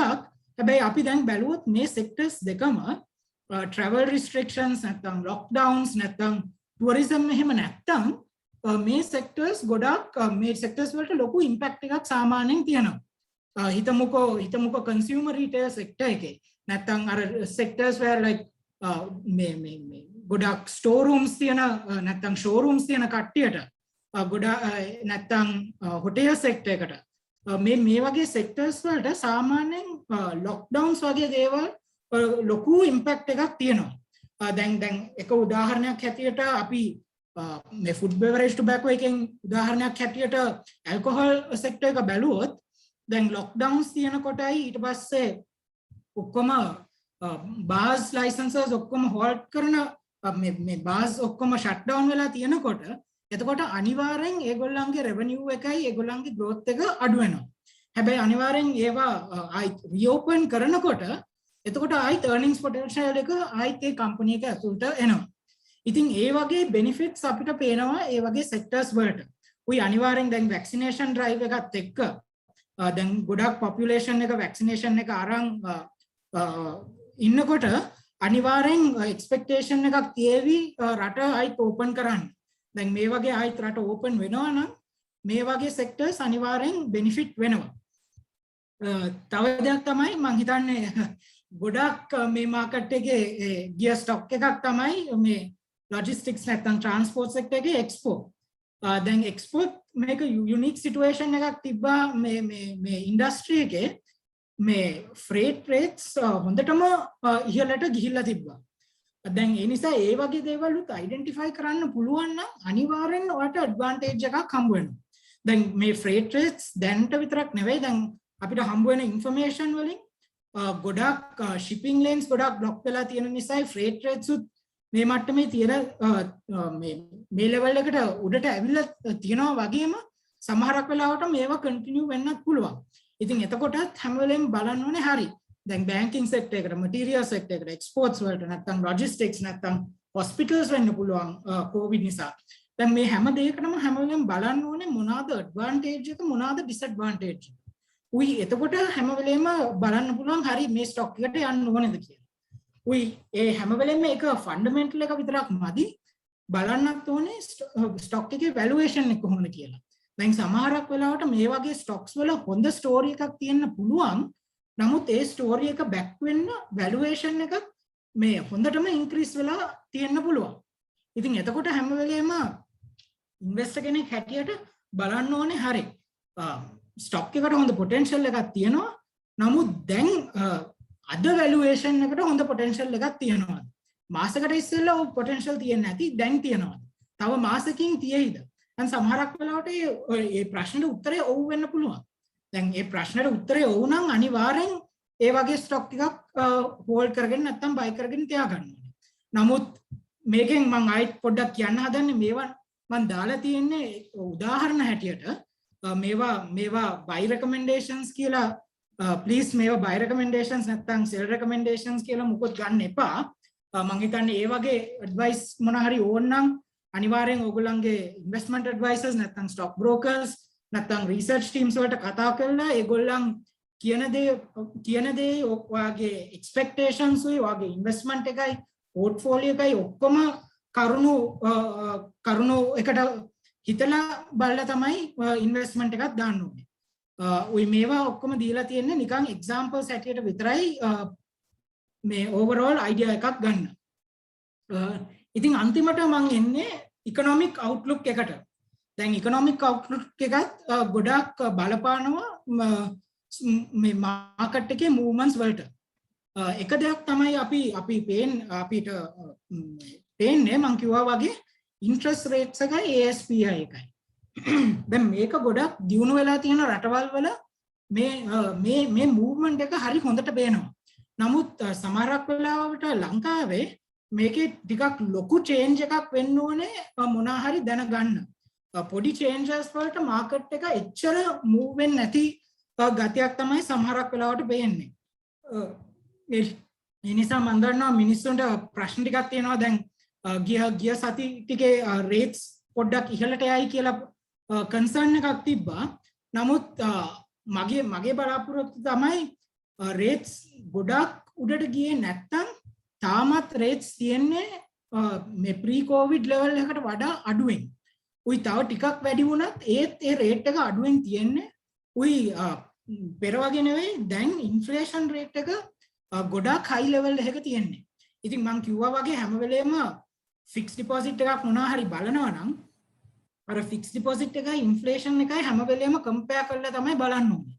උයි දැන් පවතින මේ ලෙවල් එකත් එක්ක ෆික්ස් ඩිපොසිට් එහෙම අර 10% 9% වගේ රීච් වුණේ නැත්තම් ලොකු චේන්ජ් එකක් තියෙන එක හිතා ගන්න වැඩි අමාරුයි. නමුත් ඒත් ගොඩක් සෙන්ටිමන්ට් එක මත තමයි තියෙන්නේ. උයි අනිත් එක මම කිව්වා වගේ ඉන්ෆ්ලේෂන් මත තමයි මේක වැඩිපුරම තියෙන්නේ. හැබැයි අපේ මාකට් එකේ බලනකොට අර ෆික්ස් ඩිපොසිට් රේට් එක නම් අනිවාර්යෙන් එක දෙයක් තමයි හැම වෙලේම බලන්න හරි මේකද වටින්නේ නැත්නම් ස්ටොක් එක්ස්චේන්ජ් එකද වටින්නේ කියලා රිටර්න් එකක් හැටියට. ඉතින් ඒක තමයි අපිට එක දියුණු වීමක් හැටියට පේන්නේ. තව දෙයක් තමයි ලංකාව වගේ රටක අපි මේ රේට් එක බලනවා නම් මම හිතන්නේ අවුරුදු 2-3කට ඉස්සෙල්ලා සාමාන්‍යයෙන් රේට් එක 13යි 15ත් අතර වුණත් ඒක හරිම සාමාන්‍ය රේට් එකක්. ඒ නිසා දැන් මේ 6% 7% ගියත් ඒක තාමත් ඒකෙන් අපිට කියවෙන්නේ ඒක එක්ස්පැන්ෂනරි පොලිසි එකක් ඒක එක්ස්පැන්ෂනරි එක පොලිසි එකක් කියලා. ඒක තාමත් කියන්න බෑ මේක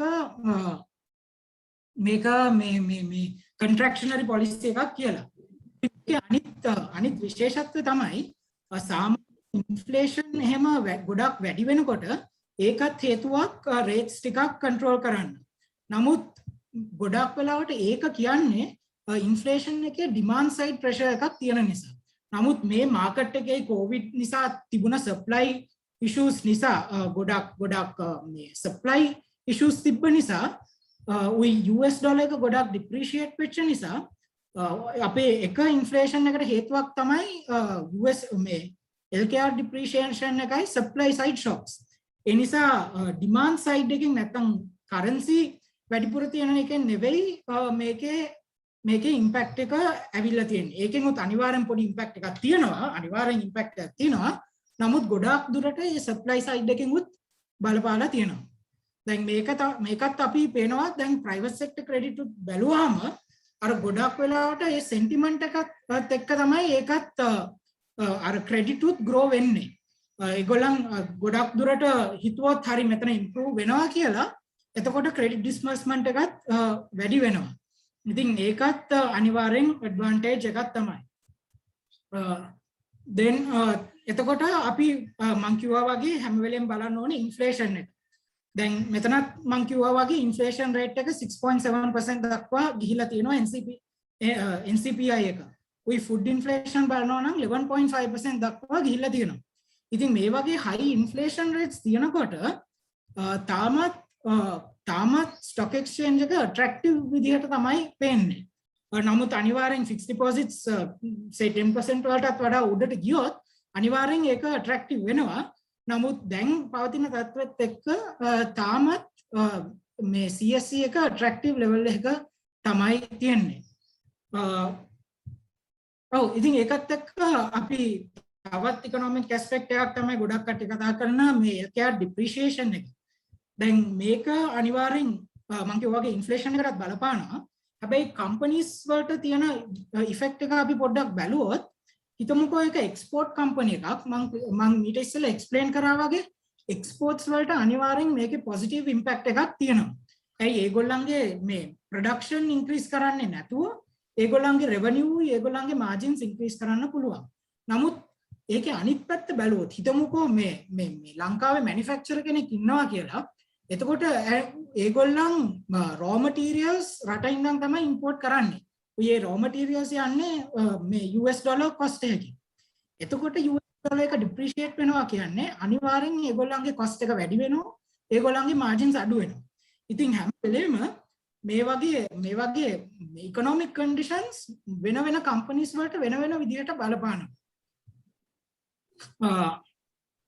අනිත් එක තමයි overall GDP growth එක.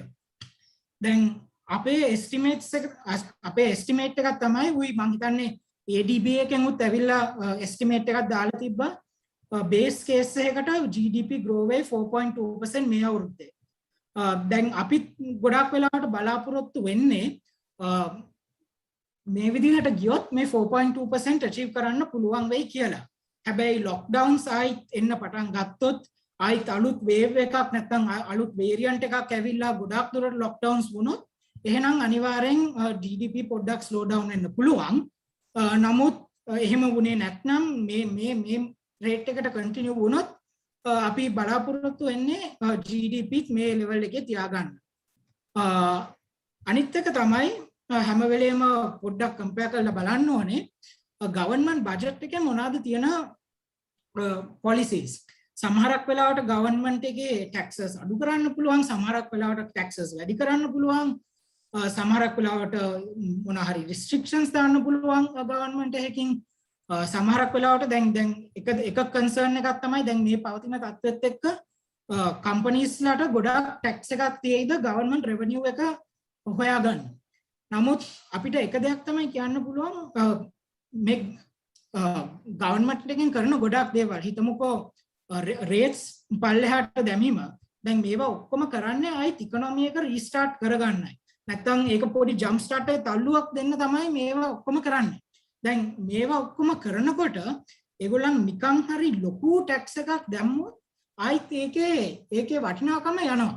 ඒ නිසා ගොඩාක් දුරට ලොකු tax එකක් නැතුව පොඩි tax එකක් අනිවාර්යෙන් ගොඩක් වෙලාවට expect කරන්න පුළුවන් වෙයි. මේ government එකෙන් ඒ කියන්නේ මේ budget එක balance කරන්න. නමුත් ඒක ආවත් අපේ view එක තමයි මේක ගොඩාක් දුරට හිමින් gradually market එකට එනවා. මේ තවත් කාරණයක් තමයි කියන්න මම හිතන්නේ ගොඩක් macro economic point එකෙන් මම වැඩි touch කරේ නැත්තේ මම හිතන්නේ හෙට release වෙනවා 6 month plan එක.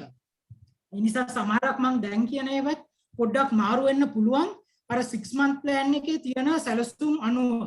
ඉතින් මම හිතන්නේ macro economic point එකෙන් අනිවාර්යෙන් අර plan එක නැත්නම් අර සැලසුම ඉස්සෙල්ලා කියෝලා ඊට පස්සේ ඒකේ තියෙන impacts නැත්නම් benefits උත් බලලා අනිවාර්යෙන් investments උත් කරන්න ඕනේ.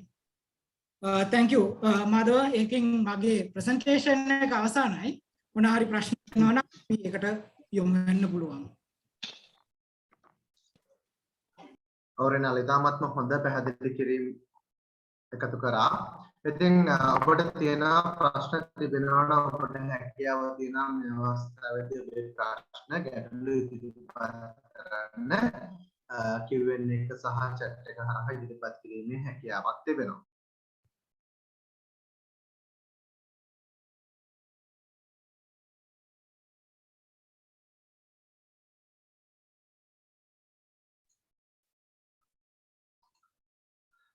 අතරම ප්‍රණල් අපි දැක්කා කර්න් බොහොමයක් ප්‍රශ්න සඳහා පිළිතුරු ලබා දීලා තිබෙනවා.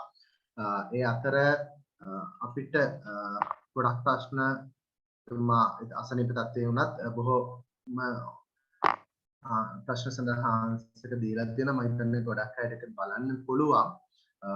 ඒ වගේම මම ප්‍රශ්නයක් ඉදිරිපත් කරන්න කැමති වෙනවා. මේ ප්‍රශ්නයක් අහලා තියෙනවා මේ PE ratio එක වැඩි නම් කම්පැනි එකේ share එක ගන්න එක හොඳයිද කියන ප්‍රශ්නයක් අහලා තියෙනවා. කොහොමද ඔබ ඒ සඳහා පිළිතුරු ලබා දෙන්නේ? සමාවෙන මේ ප්‍රශ්නේ ආයි පොඩ්ඩක් කියන්න පුළුවන් නේද? PE ratio එක වැඩි නම් කම්පැනි එකේ share එක ගන්න එක හොඳයිද කියන ප්‍රශ්නයක් ඉදිරිපත් වෙනවා. කොහොමද?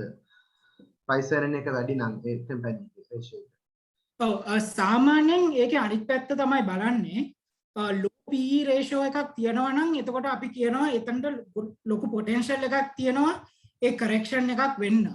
නමුත් හිතමුකෝ PE ratio එකක් market එකට වැඩිය නැත්නම් industry එකට වැඩිය පොඩ්ඩක් වැඩි නම් සමහරක් වෙලාවට ඒත් ගන්න පුළුවන් වෙන්න ගන්න හේතුවක් තියෙන්න පුළුවන් company එකේ outlook එක අනුව. දැන් හිතමුකෝ සාමාන්‍යයෙන් companies grow වෙනවා කියලා හිතමු අවුරුද්දකට 115ක්. එතකොට හිතමුකෝ ඒ ඔක්කොම companies 10 times ratio එකකින් වගේ තමයි යන්නේ. දැන් තව company එකක් 11 times හරි 12 times ratio එක තියෙනවා. නමුත් ඒ company එකේ growth expectation එක 50%. එතකොට අනිත් companies අපි හිතන්නේ 10% හරි 15% grow වෙයි කියලා. මේ company එක 50% හරි 60% හරි grow වෙයි කියලා. දැන් මේ වගේ වැඩිපුර growth එකක් තියෙනවා නම් අනිවාර්යෙන් industry එකට වැඩිය price earnings එකක් තියෙයි. උයි ඒ වුණාට සමහරක් වෙලාවට ඒක good investment එකක් වෙන්න පුළුවන්. හැබැයි අනිවාර්යෙන් ඒක අනිත් factors ඔක්කොම consider කරන්න ඕනේ. හැබැයි ඒක හොඳ investment එකක් වෙන්න පුළුවන්කම තියෙනවා අනිවාර්යෙන්. ඔව් ඉතාමත් හොඳ පිළිතුරක් අපිට ලබා ගන්න පුළුවන් වුණා. ඒ වගේම අපිට තව ප්‍රශ්නයක් ඉදිරිපත් වෙනවා නේද? මේකෙදි අහන්න තමයි සමහර companies ගොඩක් වෙලාවට high dividend ratio එකක්. කියන්නේ ගොඩක් වෙලාවට යාලා හොඳින් dividend එකක් ගෙවනවා. හැබැයි යාලගේ earnings ගොඩක් වෙලාවට අඩු ගතියක් තියෙනවලු. කියන්නේ earnings වලට සාපේක්ෂව dividend එක වැඩි කියලා. කියන්නේ මේ වගේ company එකක් select කරන එක හොඳයිද? කොහොමද මේ company එකක් දකින්නේ කියලා අහනවා අපි. මේකයි සමහරක් companies earnings ගාන ටිකක් අඩු වෙලා පෙනුනට සමහරක් වෙලාවට සමහරක් වෙලාවට companies තියෙන්න පුළුවන් ඒගොල්ලන් දැන් ඉන්න මට්ටමින් ඒගොල්ලන් මේ ඉන්න මට්ටමින් හරි comfortable. ඒ නිසා සමහරක් වෙලාවට ගොඩක් capacity expansions මුකුත් නැහැ. සමහරක් වෙලාවට මේ ඒ වගේ මුකුත් නැත්තම් සමහරක් වෙලාවට ලොකු percentage එකක් තියෙන earnings වලින් ඒගොල්ලන් shareholders ලට බෙදනවා. ඉතින් මේ වගේ සමහරක් වෙලාවට අපිට identify කරන්න පුළුවන් මේ වගේ counters තියෙනවා මේ historically මේ වගේ high dividends payout කරන නමුත් low earnings like comparatively low earnings තියෙන counters. ඉතින් මේවත් ඒකයි තමන්ගේ අවශ්‍යතාවය අනුව හොඳ yield එකක් තියෙනවා නම් අනිවාර්යෙන් consider කරන්න හැකි investment එකක් තමයි. ඔව් නේද. ඒ වගේම රෙනාල් තවත් ප්‍රශ්නයක් දැන් ඇත්තටම ඔබ වැඩසටහන තුලත් පැහැදිලි කරා විශේෂයෙන්ම interest rate එක පහළ යාම ගොඩක් වෙලාවටම ආයෝජනය කොටස් වෙනදපොලේ ආයෝජනය සඳහා විධිමත් වුණා කියලා. නැවත interest rate වැඩිවීමක් වුණොත් එහෙම කොටස් වෙනදපොලේ ආයෝජනයන් මොන වගේ වේද කියලා අහනවා. මේ ආයෝජන ඉවත් වෙලා කොටස් වෙනදපොල පහළ යාමකට බලපෑමක් ඇති වේද කියන ප්‍රශ්නයක් ඉදිරිපත් වෙනවා. කොහොමද ඔබ මේ ප්‍රශ්නය දකින්නේ රෙනාල්? ඔව් ඉතින් මේක ගැන පොඩ්ඩක් කියනවා නම් දැන් හැම වෙලේම interest rate එකක් high ද low කියලා compare කරන්න මේ previous interest rate එක විතරක් නෙවෙයි මීට ඉස්සෙල්ලා අවුරුදු වල මේ interest rate එක මොන වගේ මට්ටමකද තියලා තියෙන්නේ කියලා හැම වෙලේම හිතන්න ඕනේ. ඉතින් දැන් covid එහෙම එන්න ඉස්සෙල්ලා interest rates මම හිතන්නේ අපි අවුරුදු කිහිපයක් ඉස්සෙල්ලා බැලුවොත් සමහරක් වෙලාවට ගොඩක් debentures වෙන්න පුළුවන්, fixed deposits වෙන්න පුළුවන් 10%ක් 15%ක් තරම් ඉහළට ගිහිල්ලා තිබ්බා. දැන් වැටිලා තියෙන ප්‍රමාණයෙන් ටිකක් උඩට ගියත් ඒත් මීට ඉස්සෙල්ලා තිබුණ ගානවල වලට වැඩිය ගොඩක් අඩුයි. ඉතින් ඒ නිසා තාම ගොඩක් potential එකක් තියෙනවා. හැබැයි අනිවාර්යෙන් දැන් rates හිතමුකෝ මොනවා හරි හේතුවක් නිසා හිතමුකෝ fixed deposit එකක් ආයි 10% හරි 12% හරි වුණා කියලා. එතකොට අනිවාර්යෙන් ඔව් මෙතන වෙනසක් තියෙනවා. නමුත් fixed deposit එකක් 5 ඉඳන් 5.5% ගියොත් නැත්නම් 5 ඉඳන් 5.7% ගියොත් නැත්නම් 6% ගියොත් එතකොට තියෙන ඉම්පැක්ට් එක ටිකක් පොඩි ඊට සාපේක්ෂව. ඔව් රෙහන්. ඒ කියන්නේ අතරම ගොඩක් වෙලාවට ඔබ පැහැදිලි කරපු ආකාරයෙන් ඉන්ට්‍රස්ට් රේට් එකේ වැඩිවීම බලපානවා. ඒකේ ප්‍රමාණය තමයි අතරම බලපාන්නේ. නිකන් ඍජු වැඩිවීමකට වඩා ප්‍රමාණයේ සාපේක්ෂ වැඩිවීමත් යම් බලපෑමක් ඇති කරන්න පුළුවන් කියන එක තමයි ඔබ සඳහන් කරේ. ඒ වගේම ගොඩක් වෙලාවට මේ net asset value එක සහ බලලා ෂෙයාර් එකේ price එක consider කරන එක ගොඩක් වෙලාවට අපි investors ලාගෙන් දකිනවා. එතකොට අහන දෙයක් තමයි net asset value එක වැඩි නම් current market price එකට වඩා මෙවැනි කම්පැනි වල ආයෝජනය කිරීම සුදුසුද කොහොමද ඒ ආයෝජන තීරණ ගන්න කියන දේ ගැන පොඩ්ඩක් පැහැදිලි කරන්න කියන ප්‍රශ්නයක් ඉදිරිපත් වෙනවා. ඔව් ඉතින් net asset value කියන්නේ ගොඩාක් දුරට ඉන්ඩස්ට්‍රීස් වලින් අතර කම්පෙයාර් කරන්න ඕනේ ෆීචර් එකක්. දැන් සමහරක් වෙලාවට අපි net asset value එක බැලුවොත් නැත්නම් price to book value එකක් බැලුවොත් සමහරක් ඉන්ඩස්ට්‍රීස් වල හිතමුකෝ බැංක් එකක අනිවාර්යෙන් ඒ රේට් එක ගොඩාක් අඩුවෙන් තමයි තියෙන්නේ. නමුත් හිතමුකෝ අපි සර්විස් සෙක්ටර් එකක් බැලුවොත් ඒගොල්ලන්ට ගොඩාක් ඇසට්ස් නැහැ. ඇසට් ලයිට් මොඩල් එකකින් තමයි බිස්නස් එක ඔපරේට් වෙන්නේ. දැන් ඒ වගේ සිටුේෂන් එකක නම් net asset value එක ගොඩාක් හයි ලෙවල් එකක තියෙන්න පුළුවන්. ඒ නිසා net asset value එක විතරක් බලන එක මදි. ඒක පොඩ්ඩක් කම්පෙයාර් කරන්න ඕනේ කම්පැනි එකට ගොඩාක් ඇසට්ස් තියනවාද කියලා. ඒ බිස්නස් මොඩල් එකට ඇසට්ස් ඕනේද? සමහරක් වෙලාවට අවුට්සෝසින් රෙන්ටල් මොඩල්ස් තියෙනවා. ඉතින් මේ වගේ ඇසට් ලයිට් බිස්නස් මොඩල්ස් තියෙනවා නම් එතකොට අනිවාර්යෙන් කොහොමත් net asset value එක මේ ඉහළ මට්ටමක තියෙනවා. නම් ඒ නිසා net asset value එක විතරක් බලලා ඉන්වෙස්ට්මන්ට් එකක් කරන්න බෑ. නැත්තම් net asset value එක නිකන් net asset value හිතමුකෝ net asset value එක 2.5 times නම් ඒකට කියන්න බෑ හරි මේක වැඩි හරි මේක අඩුයි කියලා. හැම වෙලේම ඒක ඉන්ඩස්ට්‍රි එකත් එක්ක කම්පෙයාර් කරලා තමයි බලන්න ඕනේ. ওই බිස්නස් මොඩල් එක්ක කම්පෙයාර් කරලා බලලා තමයි කියන්න පුළුවන් හරි මේක හොඳ ගානක්ද නැති ගානක්ද කියලා. ඕරෙනා ඉතාමත් හොඳ පැහැදිලි කිරීමක්. අපි ඍජුව සමාගම පමණක් සාපේක්ෂව බලන්න අවශ්‍ය නැහැ. ඉන්ඩස්ට්‍රි එකත් එක්ක සංසන්දනය වඩා වැදගත් කියන දේ තමයි ඔබ පැහැදිලි කරේ. ඒ වගේම ඔබ වැඩසටහන පුරාවටම කතා කරපු දෙයක් තමයි බැංකින් සෙක්ටර් එක ගැන කතා කරා. විශේෂයෙන්ම සෙක්ටර්ස් ගැන කතා කරා. I think ප්‍රශ්න දෙකක් ඉදිරිපත් වෙලා තියෙනවා. ඒ දෙකම සංසන්දනය කළා මම ඔබට ඉදිරිපත් කරන්නම්. ඉදිරි ක්වාටර් එකේදී කොහොමද බැංකින් සෙක්ටර් එකේ යම් වෙනසක් සිදු වේද? ඒ තුල ආයෝජනය කරන එක හොඳයිද කියලා අහනවා. ඒ වගේම තමයි විශේෂයෙන්ම මොන වගේ සෙක්ටර්ස්ද එහෙම නැත්නම් අපි ආයෝජනය කරන්න හොඳ අලුතෙන්ම කොටස් වෙන වලට මේ වෙලාවේ කෙනෙක් මුදල් රැගෙන එනවා නම් කියන ප්‍රශ්න ඉදිරිපත් වෙනවා නේද? කොහොමද මේ ගැන අපි සඳහනක් ඉදිරිපත් කරන්නේ? ඔව්. ඉතින් අනිවාර්යෙන් මේකට දෙවිදියක් තියෙනවා බලන්න. එකක් තමයි මම ඉස්සෙල්ලා කිව්වා වගේ මම සමහරක් දුන්න එක්සැම්පල්ස් නිකන් මේක තේරුම් ගැනීම පිණිස විතරයි. මේවා රෙකමෙන්ඩේෂන්ස් නම් අනිවාර්යෙන් නෙවෙයි. ඔයගොල්ලන්ගේ ස්ටොක් බ්‍රෝකර්ස් නැත්නම් ඉන්වෙස්ට්මන්ට් ඇඩ්වයිසර්ස් ලාට කතා කරලා තමයි මේවා මේ ඉන්වෙස්ට්මන්ට් ඩිසිෂන් එකකට එන්න ඕනේ. නමුත් බැංකින් සෙක්ටර් එක බලනවා නම් අනිවාර්යෙන් රේට් ඉන්ක්‍රීස් එකක් තියෙනවා නම් එතන පොඩි ඇඩ්වාන්ටේජ් එකක් තියෙනවා බැංකින් සෙක්ටර් එකට. නමුත් බැංකින් සෙක්ටර් වගේ ස්ටොක්ස් වල හැම වෙලේම එක දෙයක් තමයි දැනගන්න ඕනේ මේක ගොඩාක් රීටේලර්ස්ලා සමහරක් වෙලාවට බලන්නේ නැති එකක්. මේක ගොඩාක් ෆන්ඩ්ස්, ඉන්ස්ටිටියුෂන්ස්, හයි net worths ඒ වගේ ක්ලයන්ට් බේසස් තමයි බලන්නේ. ඒ නිසා ඒවා හරිම හොඳයි ලොන්గ్ ටර්ම් ඉන්වෙස්ට්මන්ට් එකකට. මේක මම නිකන් දල වශයෙන් ජෙනරලි මම කියන්නේ ඒ නිසා මේ වගේ ඉන්වෙස්ට්මන්ට්ස් බලනකොට ඒකත් හැම වෙලේම හිතලා තමයි ඒ ඉන්වෙස්ට්මන්ට් එකක් කරන්න ඕනේ. අපේ පැත්තෙන් මම හිතන්නේ මම පොඩ්ඩක් ඉවත් වෙන්නම් රෙකමෙන්ඩේෂන්ස් දෙන එකෙන්. හැබැයි මම එන්කරේජ් කරන්නම් ඕනනම් සොෆ්ට් ලොජික් එකට අපිට කතා කරන්න පුළුවන්. නැත්නම් ඕගොල්ලන්ගේ ඉන්වෙස්ට්මන්ට් ඇඩ්වයිසර්ස් නැත්නම් ඕගොල්ලන්ගේ ස්ටොක් බ්‍රෝකර්ස් ලාට කතා කරන්න පුළුවන්. නැත්නම් ඕනනම් මේ සෙෂන් එකට පස්සේ මගේ contact details මට share කරන්න පුළුවන්. මට කතා කරන්න පුළුවන්. ඔයගොල්ලන්ගේ requirements අනුවයි ඒ වෙන changes අනුවයි අපිට individually advice එකක් දෙන්න පුළුවන් stock broker කෙනෙක්ගෙන් හරි investment advisor කෙනෙක්ගෙන්. ඔව් ඇතරම රයන් අපි වැඩසටහනක් ආරම්භ කරේ ගොඩක් වෙලාවට ආයෝජකයන්ට දැනුමක් අතුව ආයෝජනය කරන්න අවශ්‍ය කරන දැනුම ලබා දෙන්න ගොඩක් වෙලාවට ෂෙයාර් එකක් හරියටම අපි recommendations කරන්න වැඩසටහනට මුලික බලාපොරොත්තුවක් නැහැ. හැබැයි ඔබට අවශ්‍ය නම් මේ තොරතුරු ලබා ගන්න පුළුවන් බව එතුමා මතක් කරා. සෙප්ලොජික් ආයතනය හරහා වුණත් ඒ තොරතුරු ලබා ගන්න පුළුවන් බව මතක් කිරීමක් කරා.